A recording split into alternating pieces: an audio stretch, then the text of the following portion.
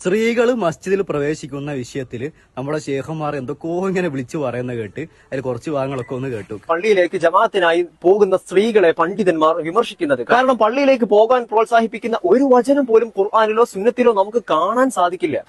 സ്ത്രീകൾക്ക് അവരുടെ വീടാണ് ഉത്തമം. ഇതുകൊണ്ടാണ് സമസ്തക്കാർ അവരുടെ സ്ത്രീകളെ പള്ളിയിലേക്ക് കൊണ്ടുപോകാത്തത്. മനസ്സിലാവുന്നുണ്ടോ? വീടാണ് ഉത്തമം എന്ന് പറയുമ്പോൾ പിന്നെ എന്തിനാണ് അവർ ബിൽഡിംഗ് കാണിക്കാനാണോ സ്ത്രീകളെ പള്ളിയിലേക്ക് കൊണ്ടുപോകുന്നത്? ഓക്കെ, ഇനി കാണുന്ന ശേഖന്മാരോട് എനിക്ക് ചോദിക്കാനുള്ളത് ഒരു ചോദ്യം മാത്രമാണ്.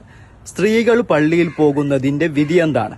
ഹറാമാണോ, അല്ലെങ്കിൽ കറാഹത്താണോ, അല്ലെങ്കിൽ സുന്നത്താണോ, അല്ലെങ്കിൽ ജായിസാണോ? എന്താണ് നിങ്ങളുടെ നിലപാട് എന്ന് അറിയാനുള്ള ഒരു ആഗ്രഹം കൊണ്ട് ചോദിക്കുകയാണ്.